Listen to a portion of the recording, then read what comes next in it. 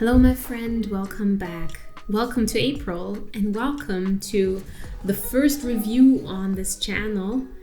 We have so kindly by Casa Creation been sent a little special box to review. Sefirot is a tarot board game. It has 3 game modes. So it's either solitary, so you play by yourself on this beautiful board where the whole artwork is just delicious. So you either play by yourself or you play with an ally, where it's like a cooperation thing to more or less solve this kind of card riddle that you're given to by the cards. Or you play against each other, so it's competitive. And as they say, you get to know people through the way they're playing. What I find so particularly endearing and interesting in this is you don't necessarily have to be knowledgeable of the tarot. You don't have to, know every single card, know every meaning in order to play.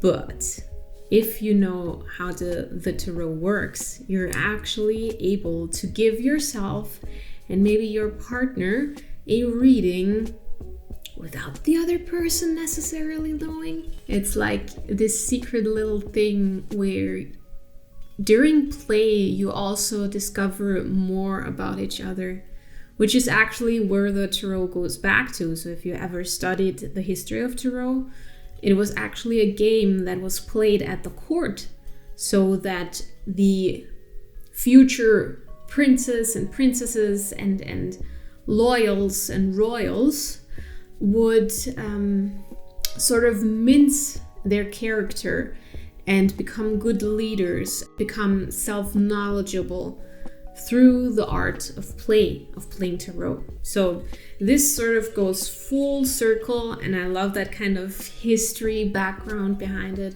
I don't need to tell you, I already backed this, so the whole project has been backed within 17 minutes. The main reason why I'm giving this review is I don't want you to miss out on it. I don't want you to miss out on this terrific opportunity to take the tarot back to its roots. The whole company being really, really clear and compensating their artists that are working on it, which is Viv Tanner and Eli Baum. I will link their Instagrams in the description below as well. Casa Creation, the whole company has such dedication to details, card play, and it's not just like a random game that you whip up within 10 minutes, but they're still thinking about the game mechanics and how can you make it more fun and more intense. The whole thing has a really high replayable character around it. And what's also going to happen is that we're going to show you a playthrough. So I'm going to play the whole game through with my partner Ricardo. That video will be linked up here. I never get the side right, but I think it's this one. Let's just get into the review. This is what the box looks like. It's very, very exclusive. You see the gold foil on there, very pretty. And then we open it up, and the first thing that's in there is this little booklet. And even, the artwork, the many details. Also, all of the whole Hebrew alphabet connotation is given as well. So within the booklet, they explain that the cards that you'll later on see, they're just test prints. So they will come with elaborate gold foiling and gilded edges and everything, which obviously on the test print is not there yet. But if you look closer, this is what the single mode board game design is going to look like. So if you're on the solitaire game mode, this is what you're actually going to play on, but of course a lot larger. But this is just what the design is going to look like. And then if you turn the page once more, you'll see the other board game design that is made for 2 players. So there's one on the opposite side, and this is where you're going to sit. And the whole design is so intricate with the hidden meaning of the snakes, the moon, the sun up here. Pluto, and my birth planet is Jupiter. So lots to uncover, to see, and to learn on here. It's just very, very, very beautifully designed. Here you can learn a bit about the producers, which is Casa Creations.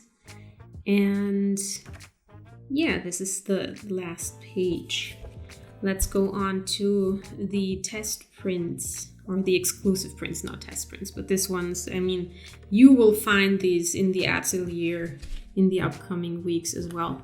The main thing that I love about the artwork is how all-inclusive it is. You'll find people of color, and you'll find that the whole representation is very gender fluid. So it's not something that pinpoints people to their gender identification, which I find just, it's so necessary. This is so necessary. Even in the tarot world, the whole representation is very black or white, male or female, so the whole thing. And this is what the cards will look like. These are the standard tarot sized cards, and these ones are the cards that you're going to use for play. So let's start with the tarot sized ones. Also, I mean, look at the back side. You can find every single guild in here, I want to say. So here, the wands, the swords, the cups, and the pentacles. Very, very, very nice. The whole basic design very much lends its inspiration from the classic Rider-Waite's, but then again, it's so much more, it's so much different to it. So this is the Hanged Man. Here we have the moon, and oh, let me show you something that I discovered. I love when something like this happens. So if the cards that go together somehow have a connection within the design, I love it. I love that. The whole thought that goes into it. Just very, very, very beautiful. Then we have the Empress here, which we've seen before in the print. Also the Knight, the Fool, and the Hermit. Ooh, everyone loves a good hermit design, but this one here, I mean, the star, the whole deep, introspective, thoughts-filled expression on here. Also the whole color scheme, I mean, ooh, all my favorite colors in here. 3 of Wands. And this is my favorite card of all times. I love a good magician design. Whoa, it's so good. The whole kind of medieval perspective turn, but then the realism and the whole, design of the coat here is just words hard, but so good. It's so beautiful.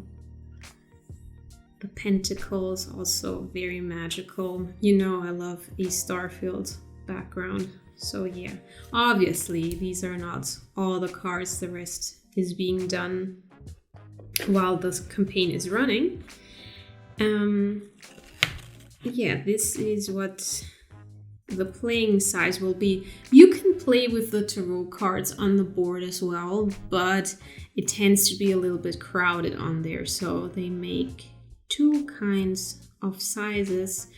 This one is a little bit smaller than the usual bridge-sized cards because, again, the tarot cards, they tend to be leaner and longer. And the same goes for the playing cards as well. So they're just ever so slightly slimmer than the usual playing cards. But again, all the details, everything is on here. And again, there will be golden or silver gildings and decorations on there. It's just very, very, very intricately done. Very beautiful. And here you can see what the board game looks like in full action, in solitary mode, but also playing with someone else.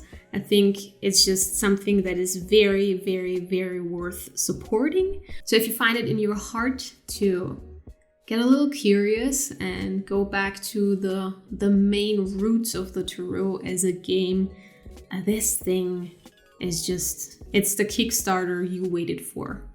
Thank you so much for watching this review with me together. The thing is, the Kickstarter campaign is still running. If you're not that much interested in the game, you can still just get the tarot deck. But the whole bundle is just so great, and they hit stretch goal after stretch goal. So let me just take a look here. What you're getting extra by now is a bookmark, a gold foil on the tarot-sized card, additional prints, more stickers, gilded edges on the tarot side cards, a deluxe game box upgrade, gold foil on the tarot box, gold foil on the art book, an altar cloth, an A5 Leporello, a deluxe card box upgrade that is about to be hit, I think. Yes, so we're very close to that one. So there's just so much to get in this whole thing here. You will see me use this in the future for sure. Thank you so much for watching, and we will talk soon. Bye.